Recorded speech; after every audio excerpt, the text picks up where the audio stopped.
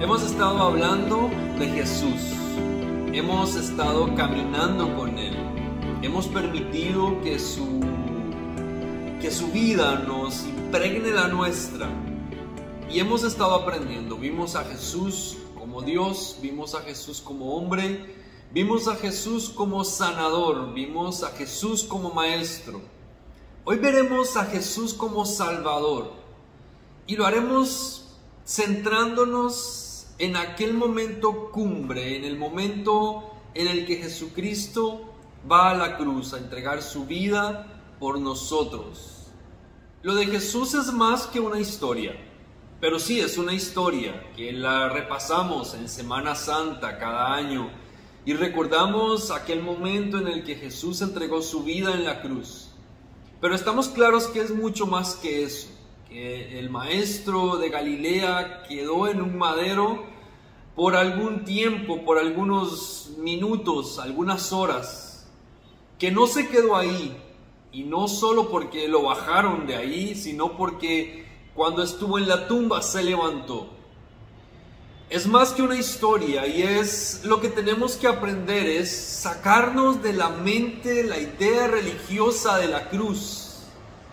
Porque la cruz no es una religión, la cruz es Jesús entregando su vida, es el plan de Dios concretándose por fin en la historia de la humanidad.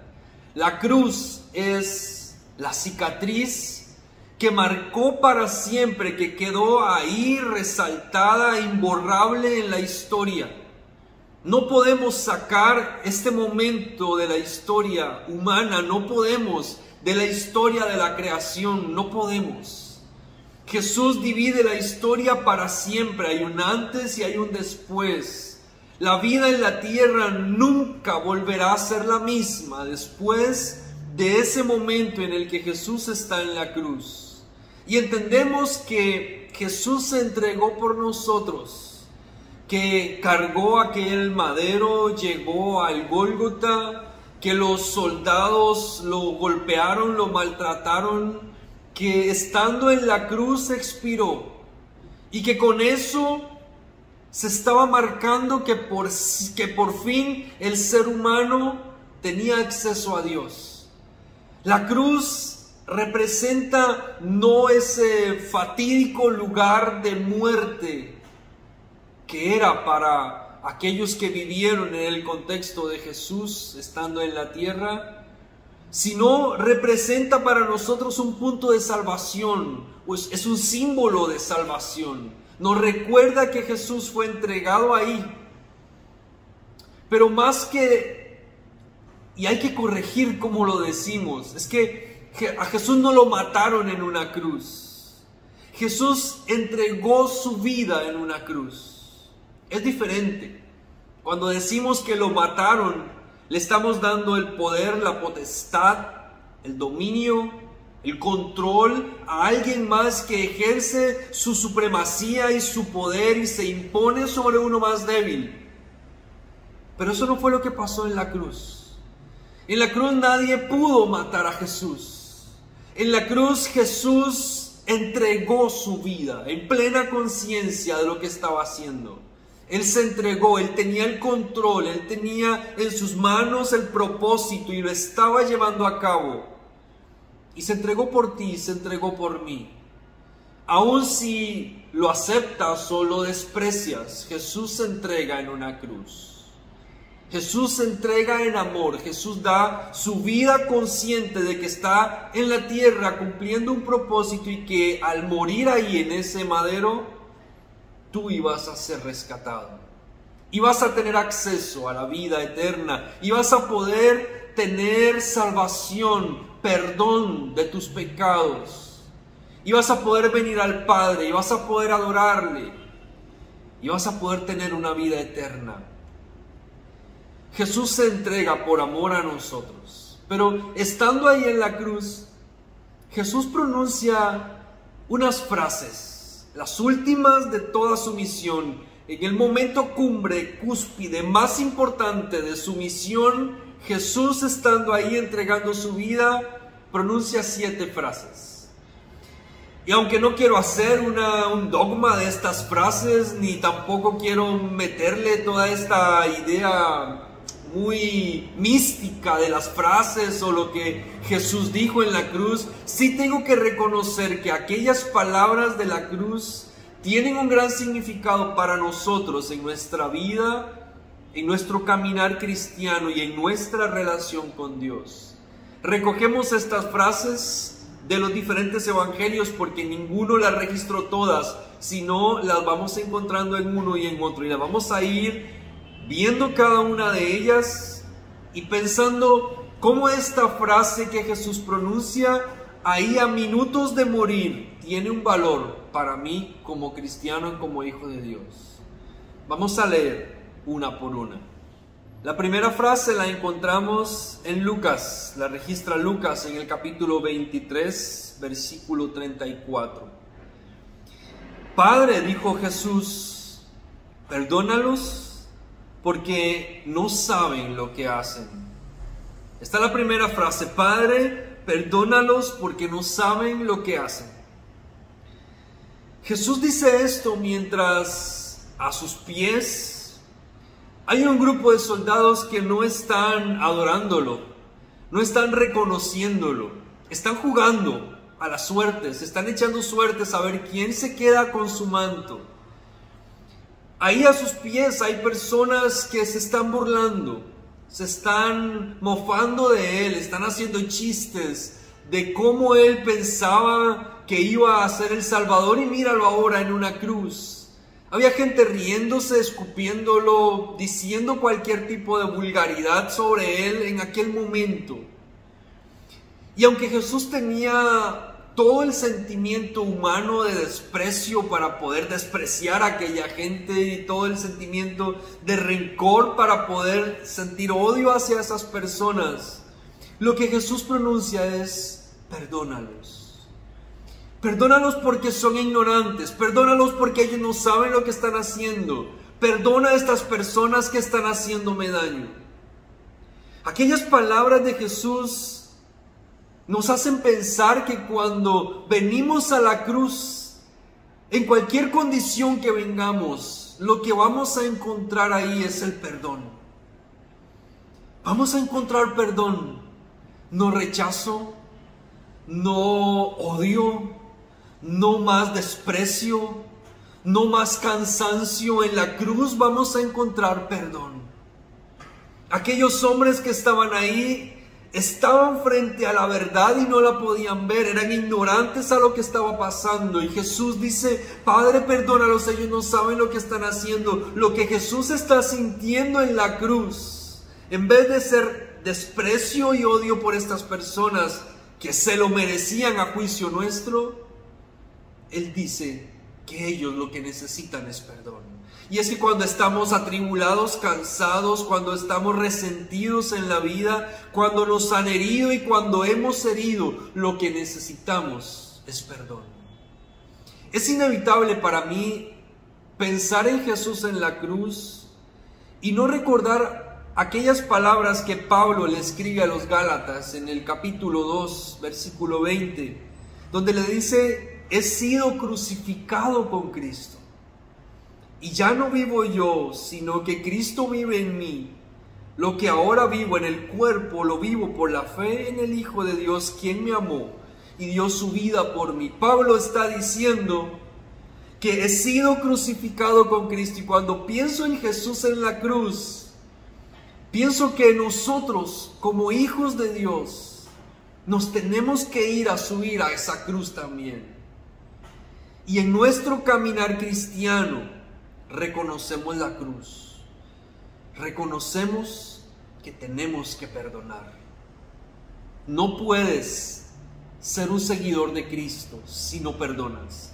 Si el perdón no está en tu vida, no puedes seguir a Jesús. No te puedes subir a esa cruz llamándote cristiano, llamándote seguidor de Cristo, si no puedes perdonar. Y si no puedes perdonar es porque no te has dado cuenta que ya alguien te perdonó a ti lo que es imperdonable. Y aquel a quien mucho se le perdona, mucho va a perdonar. La segunda frase también la registra Lucas en el capítulo 23, versículo 43. Jesús dice esta frase: te aseguro que hoy estarás conmigo en el paraíso. ¿A quién le contestó Jesús esto? ¿A quién le dijo estas palabras? Esta frase iba dirigida a un ladrón que estaba crucificado a su lado. Este hombre merecía el castigo por el que estaba ahí. Merecía que la justicia fuera aplicada sobre él. Era un ladrón, había hecho daño y quién sabe cuántas más cosas había hecho. Pero estando ahí en sus últimos momentos de vida, él le pide a Jesús que tenga misericordia de él. Y las palabras de Jesús representaron para aquel hombre la esperanza que había perdido. Jesús pronuncia estas palabras para aquel hombre, pero me parece que las pronuncia para el mundo entero, porque tal vez en aquel ladrón está representada la humanidad. Y Jesús le dice a este ser humano, a esta humanidad perdida que ha hecho lo malo hasta el fin, que sí, que todavía hay esperanza, que esa cruz representaba esperanza. Jesús estaba en el momento crítico de su condición física y mental. Estaba físicamente destruido, como decimos, pero mentalmente estaba quebrado, en el sentido de que ya no había más recursos y más fuerzas, y se esperaría que él, estando ahí, colapsara, perdiera el control, como lo hacemos nosotros cuando decimos que llegamos al punto de saturación, cuando estamos muy cansados, tenemos mucha hambre y estamos enojados y perdemos el control y después tenemos que disculparnos porque, bueno, yo no quería decir esto, es que estaba enojado.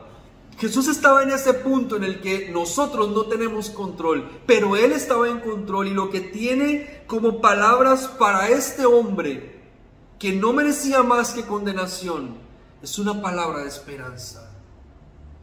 Y otra vez vuelvo a Pablo en Gálatas, pensando que si estoy crucificado con Cristo, debo tener siempre una palabra de esperanza para la humanidad. ¿Tienes una palabra de esperanza para la humanidad? ¿Sabes que el mundo, así como aquel ladrón, no solamente está pagando las consecuencias de su pecado, sino que está necesitando que haya esperanza para él? El mundo necesita esperanza. ¿Y tú qué tienes? ¿Quejas?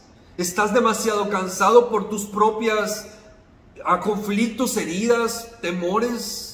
¿Por tus propios problemas o limitaciones? ¿Se te acabó la esperanza para los demás? Si estás crucificado con Cristo en esa cruz, tienes que tener palabras de esperanza.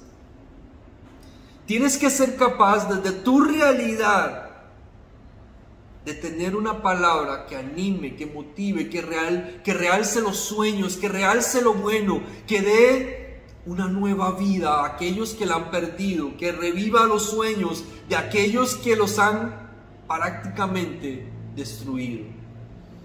Necesitas ser alguien, un anunciador de esperanza.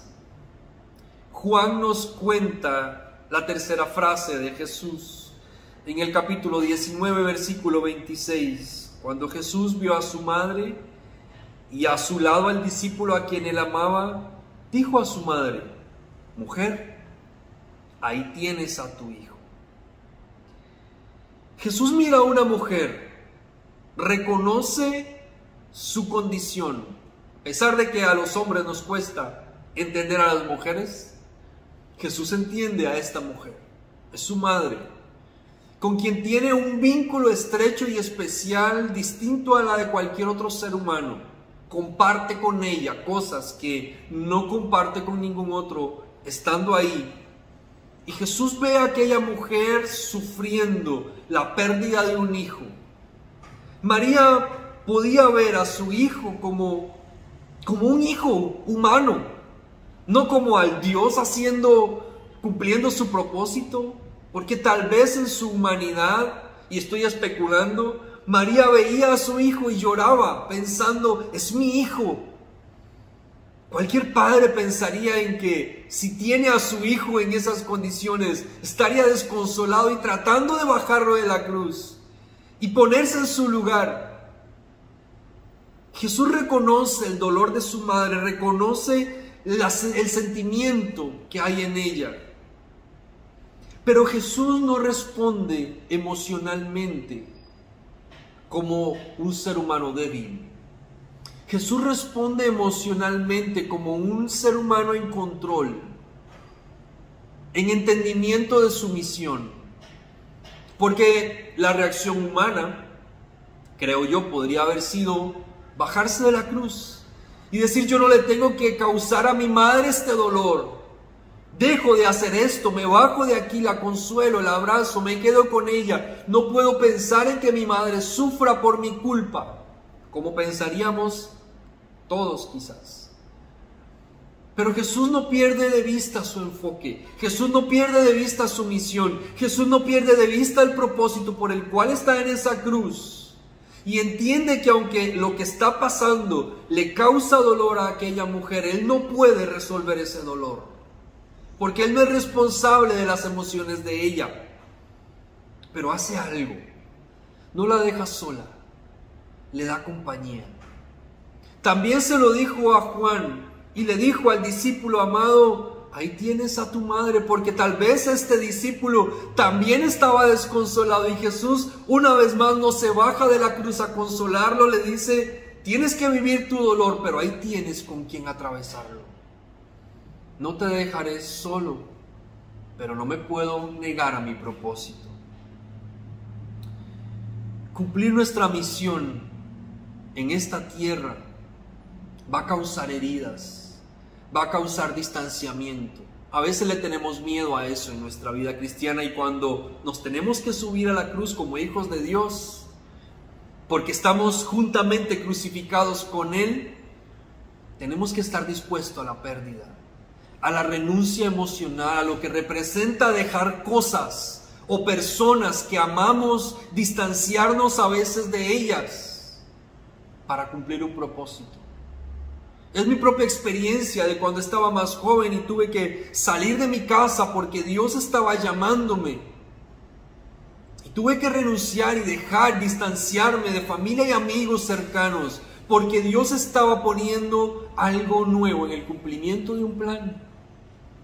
Había que sufrir el desapego, el rompimiento, porque nuestras emociones se tienen que someter a la voluntad y al propósito de Dios, y no al revés. Y tenemos como hijos de Dios que estar dispuestos a eso. Mateo registra la cuarta frase de Jesús en el capítulo 27, versículo 46. Dice así: como a las 3 de la tarde, Jesús gritó con fuerza: Elí, Elí, lama sabactani, que significa: Dios mío, ¿por qué me has desamparado? Ahora Jesús ya no se dirige a otras personas. En esta cuarta frase, Jesús se dirige al Padre. Aquel grito de Jesús es un grito de desolación, es un grito de dolor, es un grito que sale de lo más profundo de su ser mientras Él siente que su Padre lo ha abandonado. Jesús no niega su dolor. Jesús no niega su sufrimiento. Jesús no niega que está sintiendo la soledad, porque el Padre, al menos en lo que Él percibe, no puede mirarlo, no puede acercarse, no puede salvarlo o pasarlo de esa copa de trago amargo. Jesús está en la cruz en plenitud de conciencia y dándose cuenta que su Padre no está. Cuando Jesús estaba triste, oraba. Cuando Jesús necesitaba orientación, oraba. Cuando Jesús iba a sanar, oraba. Cuando Jesús estaba con sus amigos, oraba. Y ahora grita a su Padre porque no lo encuentra. Si antes, en la frase anterior, vimos a Jesús ejerciendo control y dominio sobre sus emociones, En esta cuarta frase vemos a Jesús expresando sus emociones, lo cual me dice a mí que la sana expresión de las emociones es la mejor forma de control, no la represión de las emociones. Jesús no se cayó a aquello que estaba sintiendo, a aquel dolor que estaba sufriendo. Él era capaz de controlar sus emociones, pero tenía que gritar lo que estaba sintiendo, y estaba sintiendo desolación. Este grito de desconsuelo de Jesús es un grito de consuelo para nosotros, que también sufrimos, que también nos dolemos. ¿Has estado enfrentando o has enfrentado en algún momento duro, difícil, crítico de tu vida? ¿Te has sentido ansioso? ¿Te has sentido al colmo de la depresión? ¿Te has sentido al borde del colapso? ¿Has sentido desesperación por lo que está pasando, por tu crisis financiera? Jesús entiende porque Él sintió desolación, porque Él sintió dolor, porque Él gritó su angustia. Y cuando tú te sientes angustiado y cuando tú te sientes dolido, Jesucristo te entiende. Lo que Jesús no hace es gritar una mera pregunta. Lo que Jesús hace es decirnos lo que está sintiendo, para que tú sepas que puedes expresar lo que estás sintiendo, que tu Padre te va a escuchar y que no se va a molestar porque tú le hables y le digas: Señor, siento que no estás aquí, siento que no me estás escuchando, siento que no me estás respondiendo. Tu Padre te comprende porque Jesucristo pasó por aquello.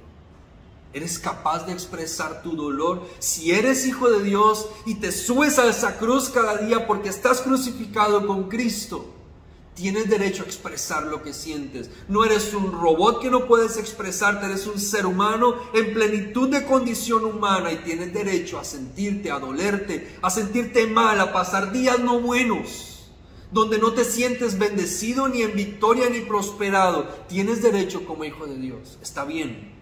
Jesús lo hizo en la cruz. La quinta frase la registra Juan también, en el capítulo 19, ahora en el versículo 28. Después de esto dice el versículo: como Jesús sabía que ya todo había terminado, y para que se cumpliera la escritura, Él dijo, y estas son sus palabras: tengo sed. Esto fue lo que Jesús dijo: tengo sed. Pero este tengo sed representa más que una necesidad humana, más que una condición biológica. Había una condición de deshidratación. ¿Por qué? Por todo lo que había pasado. Había perdido sangre y agua. En medio de todo el Calvario, todo el Vía Crucis, Jesús estaba deshidratado y tenía sed. Pero yo creo que este grito revela algo más. Este es un grito espiritual. Lo que Jesús está haciendo es dándole cumplimiento a la palabra en este grito de tengo sed. Su sed no era meramente un acto biológico o una necesidad biológica, era una necesidad espiritual la que él estaba expresando a través de este grito, a través de este pedido, a través de esta petición. Le estaba diciendo: yo tengo sed. Este hombre que estaba ahí en ese madero era el cumplimiento de las profecías. Todo lo que se había dicho sobre él se estaba cumpliendo. La historia se estaba marcando. Jesús tenía sed. Tenía sed como hombre. Y no se avergonzaba de ser un hombre. Por eso Jesús no se avergüenza de ti, de tu condición humana, de que hueles mal. Tal vez si no te bañas. Jesús no se avergüenza de los errores que has cometido como ser humano pecador. Jesús no se avergüenza de haber entregado su vida por ti, porque Él en plenitud de condiciones siente lo que un ser humano siente, pero ahora su grito es un grito espiritual, porque Él dice: yo sé quién soy el cumplimiento de las profecías y tenía que venir en carne como un ser humano, porque soy el Mesías que te puede salvar. Entiendo tu condición, estoy aquí para ti. y no te voy a abandonar, aunque otros te dejen, aunque otros se avergüencen, aunque a otros no les parezca quién eres todo para mí.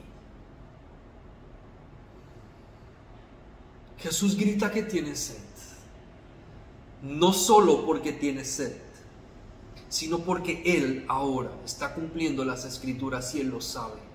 Es un hombre que está expresando una condición humana, porque si no era un humano el que estaba en ese madero, no podía haber salvación. Tenía que ser un cordero sin mancha, sin contaminación, sin pecado, para poder expiar los pecados de todos. Y entonces Él expresa en el cumplimiento de la palabra que tiene sed como ser humano.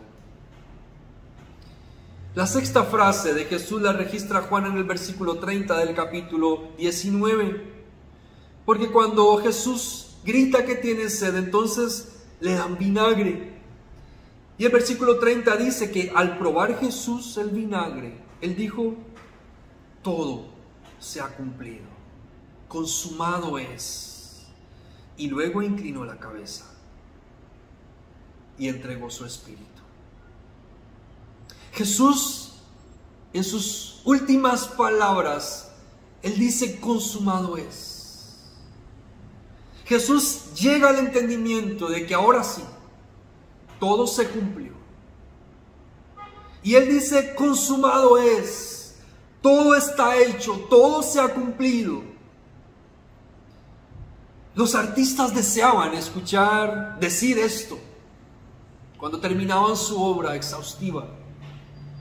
Los deudores que habían estado pagando sus impuestos o que tenían deudas enormes anhelaban escuchar esto, porque consumado es era la forma de decir que algo estaba pagado. Era nuestro cancelado de las facturas. Cuando vamos y pagamos al banco y nos dicen: canceló la deuda, ya no debe nada, y uno sale de aquel lugar gritando como si un peso se le quitara de encima, diciendo: ya pagué todo. Jesús está diciendo: ya pagué todo. La factura, la deuda, lo que estaba ahí pendiente, ya nadie más tiene que pagarlo porque yo lo pagué. Jesús está poniéndole el sello de cancelado a aquel momento en la historia y está diciendo: ya no hay culpa, ahora hay salvación. La misión llegó a su fin. Todo lo que tenía que hacer lo hice. Todo lo que tenía que decir lo dije. Estoy aquí entregando esto y estoy gritando en victoria que llegué al fin y vencí.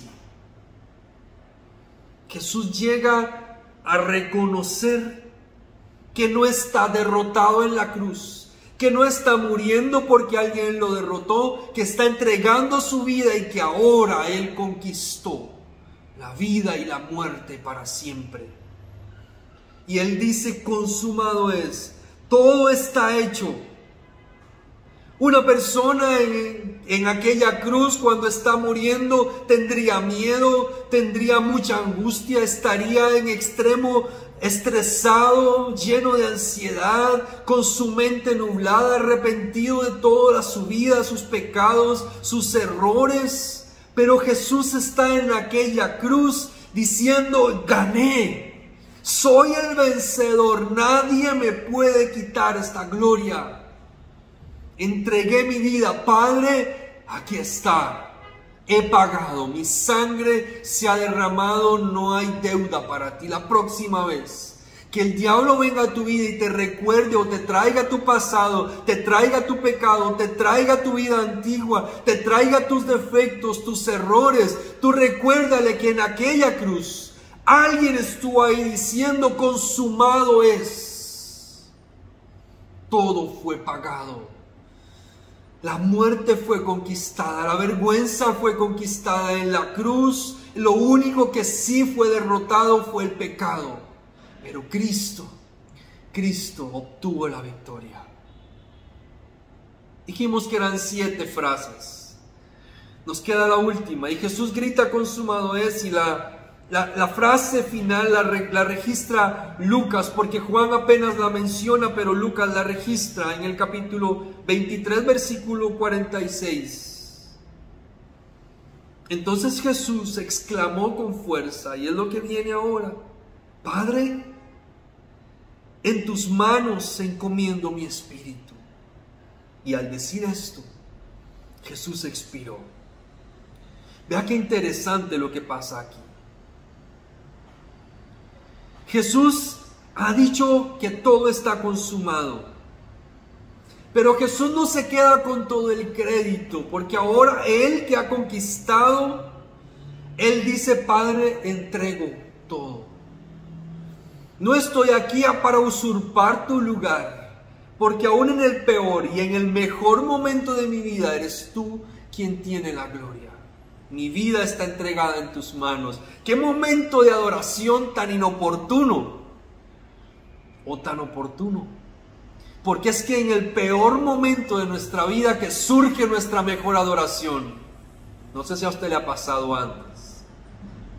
Pero Jesús exclama con fuerza: Padre, en tus manos encomiendo mi espíritu. Una vez más, Jesús reconoce que el poder sigue siendo del Padre, que la gloria sigue siendo del Padre, que la autoridad sigue siendo del Padre, que la soberanía sigue siendo del Padre, que Él es un instrumento para el cumplimiento del propósito. ¡Qué humildad más increíble la de Jesús! No se da el crédito por lo que acaba de lograr, sino que dice: es a ti a quien atribuyo esto. Cuando leímos que Jesús da una de sus palabras en la cruz y Él grita: Dios mío, ¿por qué me has desamparado? Jesús grita como diciendo: Dios soberano, sí eres mío, pero me desamparaste. ¿Nota la distancia que hay ahí? Lo puede notar cuando lee que Jesús, entregando su espíritu, no le dice: Dios mío, en tus manos entrego mi espíritu. Él dice: Padre. Ya no le dice Dios, ahora le dice: Padre. Estás aquí, eres mi Padre, soy tu Hijo. Qué palabra tan profunda y tan íntima menciona Jesús en este punto, donde le dice ahora íntimamente: Padre, yo te pertenezco, soy como tú, en tus manos estoy. Ahora Jesús representa la intimidad con su Padre en estas últimas palabras, porque si antes sintió que el Padre, que Dios lo había abandonado, ahora Él dice: mi espíritu está en tus manos, mi voluntad está en tus manos, mis planes están en tus manos, mi vida está en tus manos, lo que estoy haciendo está en tus manos. Padre, soy tu Hijo. Jesús se entrega victorioso, triunfador, lleno de paz, en armonía, en entendimiento, perfecto, y da su vida, lo gana todo y lo entrega todo. Jesús se da en aquella cruz para que nosotros encontremos en aquella cruz lo que necesitamos. En aquella cruz se encuentra perdón el transgresor, encuentra esperanza el desahuciado, encuentra compañía el olvidado, encuentra libertad el oprimido, encuentra valor el despreciado. En aquella cruz se encuentra victoria el que se siente derrotado, y encuentra un Padre, aquel que se siente huérfano. Nunca estará solo, porque aquel Jesús Salvador se entregó por nosotros en aquella cruz. ¡Qué bendición! ¡Qué victoria! ¡Qué grandeza encontramos en aquella cruz! La próxima vez que pienses en la cruz de Cristo, piensa que estás juntamente con Él crucificado y que ahí en esa cruz, ahí encuentras a tu